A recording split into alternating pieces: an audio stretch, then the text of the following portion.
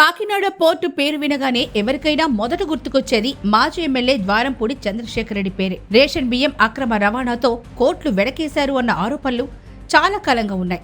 ముఖ్యంగా జగన్ అధికారంలో ఉన్నంతకాలం ద్వారంపూడి చంద్రశేఖర్ రెడ్డి కాకినాడ పోర్టును తన అవినీతికి ద్వారంగా మార్చేసుకున్నారు అన్న ఆరోపణలు ఉన్నాయి. ముఖ్యంగా ఎన్నికల ప్రచార సమయంలో జనసేన అధినేత పవన్ కళ్యాణ్ తాము అధికారంలోకి వస్తే పోర్టు మాఫియాను కూకటి వేలతో పెకలించేస్తామని, అవినీతి ద్వారంపూడి ఆట కట్టిస్తామని శపథం కూడా చేశారు.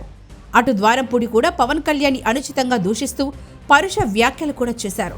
సరే, ఎన్నికలు జరిగాయి, ఫలితాలు వెలువడ్డాయి. తెలుగుదేశం కూటమి ఘన విజయం సాధించింది. వైఎస్ జగన్ సర్కార్ పతనమైంది.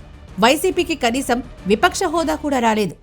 అత్యంత అవమానకర రీతిలో 175 స్థానాలకు గాను కేవలం 11 స్థానాల్లోనే వైసీపీ అభ్యర్థులు విజయం సాధించారు. కాకినాడ నుంచి ద్వారంపూడి చంద్రశేఖర్ రెడ్డి ఘోర పరాజయాన్ని చవిచూశారు. తెలుగుదేశం కూటమి అధికార పగ్గాలు చేపట్టిన తర్వాత పౌర సరఫరాల శాఖ మంత్రిగా బాధ్యతలు చేపట్టిన నాదెండ్ల మనోహర్ కాకినాడ బియ్యం మాఫియాపై ప్రత్యేక దృష్టి పెట్టారు.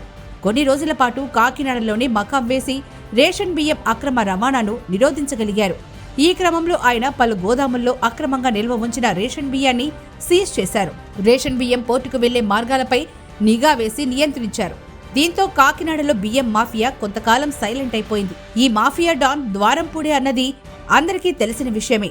జగన్ అధికారంలో ఉన్న 5 ఏళ్లే వ్యవస్థలను గుప్పిట పెట్టుకుని తన బియ్యం దందాను యథేచ్ఛగా సాగించిన ద్వారంపూడి తెలుగుదేశం కూటమి అధికారంలోకి వచ్చిన తర్వాత కొద్ది కాలం సైలెంట్ గా ఉన్నారు. ఇప్పుడు మళ్లీ తన దందాను ప్రారంభించారని తాజా పరిణామాలను బట్టి అవగతమవుతోంది. 3 రోజుల కిందట 1000 టన్నుల అక్రమ బియ్యాన్ని తరలిస్తున్న ఓడను పోలీసులు సినీ ఫక్కీలో చేసి మరీ పట్టుకున్నారు. ఇప్పుడు పవన్ కళ్యాణ్ స్వయంగా రంగంలోకి దిగడంతో అవినీతి ద్వారంపూడి ఆట కట్టినట్లేనని అంటున్నారు. బియ్యాన్ని అక్రమంగా పోర్టుకు తరలించే దారులన్నీ మూసేసి ఇక కేంద్రం ఆధీనంలోకి పోర్టు సిబ్బంది తీరుపై కేంద్రానికి ఫిర్యాదు చేయడం ద్వారా ఈ అవినీతి అనకొండల ఆట కట్టించడానికి కంకణం కట్టుకున్నారని పవన్ కళ్యాణ్ స్పష్టం చేశారు. అదే సమయంలో కాకినాడలో ద్వారంపూడికి సహకరిస్తున్న అధికారులను వదిలేదే లేదంటూ హెచ్చరించారు. స్థానిక అధికారులు అండదండలు సహాయ సహకారాలు లేకుండా అంత పెద్ద మొత్తంలో బియ్యం పోర్టుకు ఎలా చేరింది అన్న దానిపై ఆరా తీస్తున్నారు.